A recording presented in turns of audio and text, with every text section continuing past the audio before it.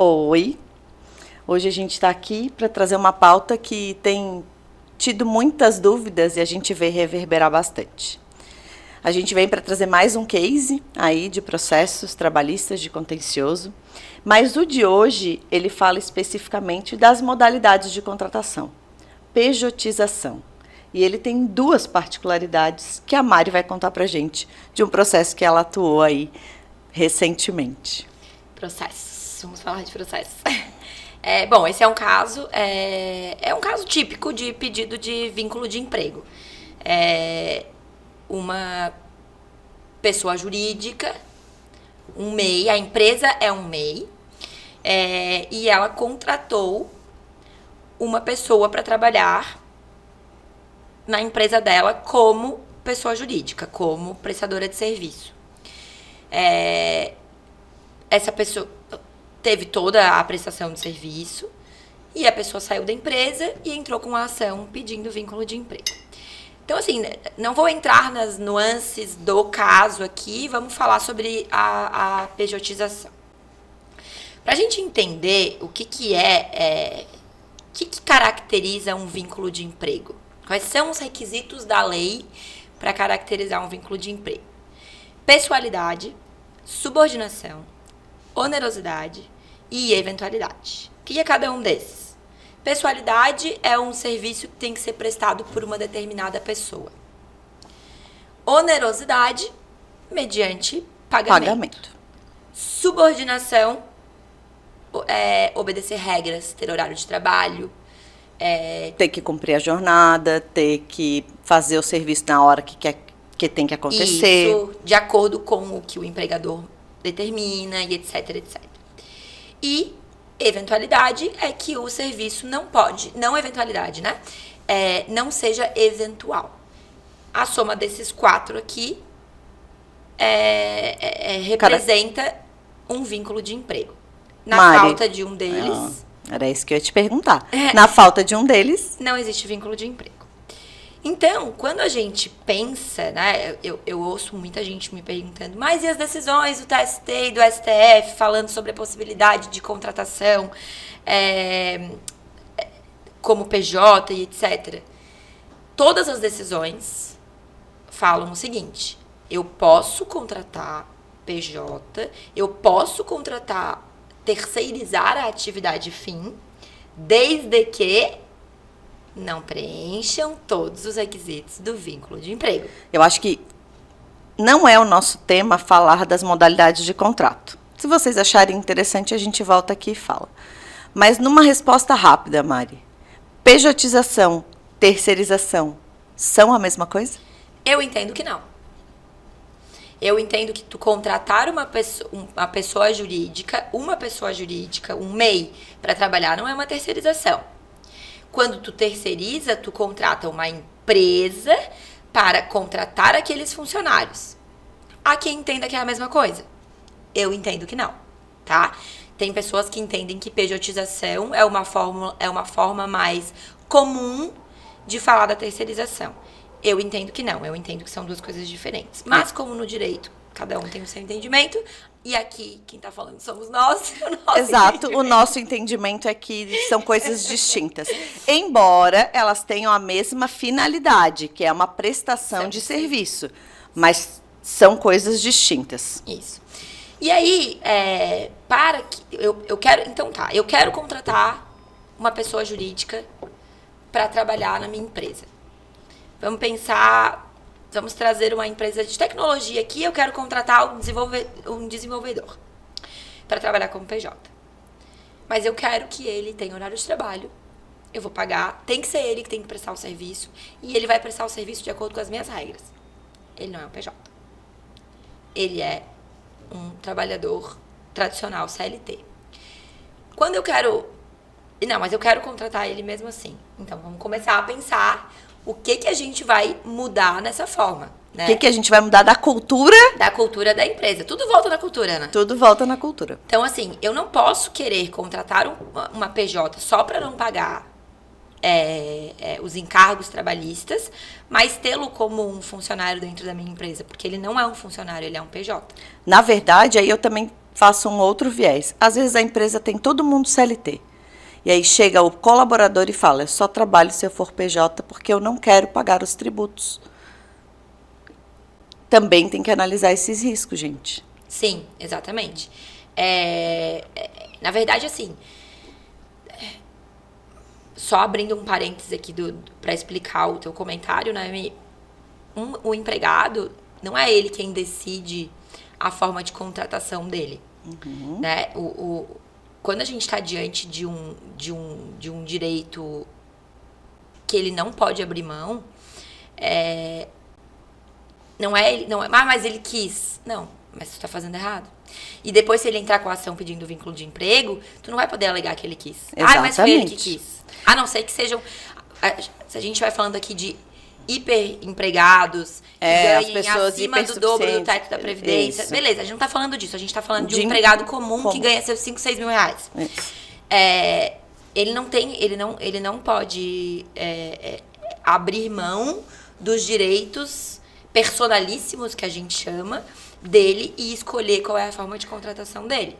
A gente quis fazer esse parênteses aqui, principalmente para que vocês entendam que às vezes, eu queria, mas ele também veio com a proposta, porque ele já era PJ em outro lugar, porque ela tal empresa contrata ele como PJ. Saibam que, se a gente não tomar cuidado de toda a característica do vínculo, e ele quiser ajuizar uma ação, o argumento de ele me fez a proposta não existe. Exato. Claro que existem casos e casos, mas a gente está falando do comum aqui, né? Do básico. E aí, então, tá, beleza. Eu quero contratar um PJ mesmo assim. Então, vamos mudar a cultura da empresa. Eu quero que aquele desenvolvedor seja um PJ. Então, vamos tirar o horário de trabalho. Vamos contratar ele, talvez, por demanda. Eu entrego uma demanda para ele, não tem um salário fixo, eu pago por demanda e ele presta aquele serviço para mim.